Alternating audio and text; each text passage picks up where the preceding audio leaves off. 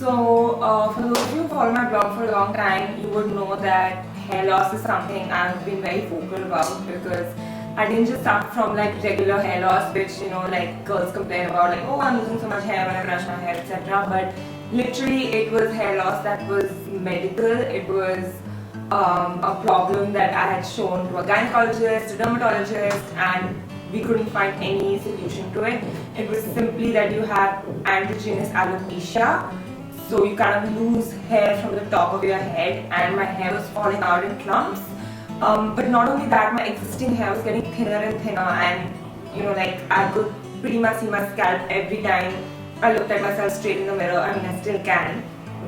Even for videos, I had to always like position my hairstyle in a way such that it's not visible. But recently I got PRP therapy done, and I thought that this is something that you guys might want to know about.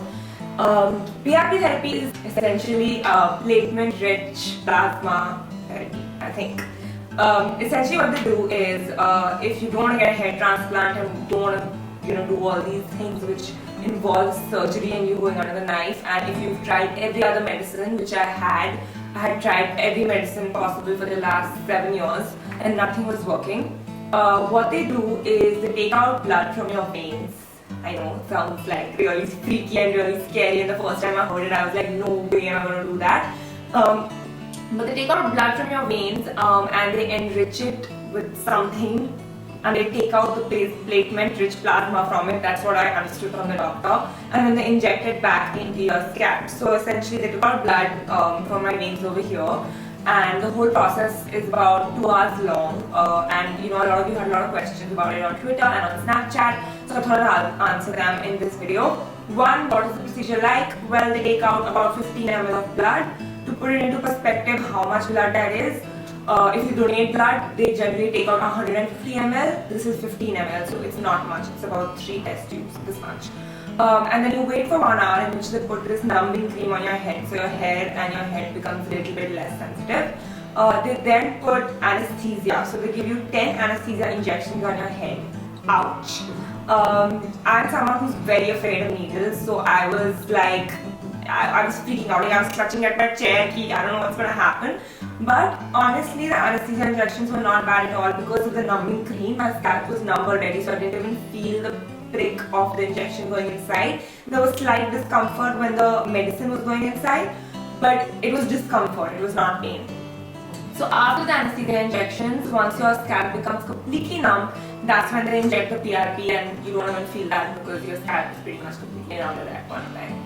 And then you just go home and you kind of do your regular thing, and the next morning you wake up and you feel like you had a really bad hangover because your head hurts. And that's kind of about it. Like for 2 days I just felt like I had a really bad hangover, but nothing more. Somebody asked me if there are any side effects. Like, I'm not a doctor, so I'm not the best person to answer this.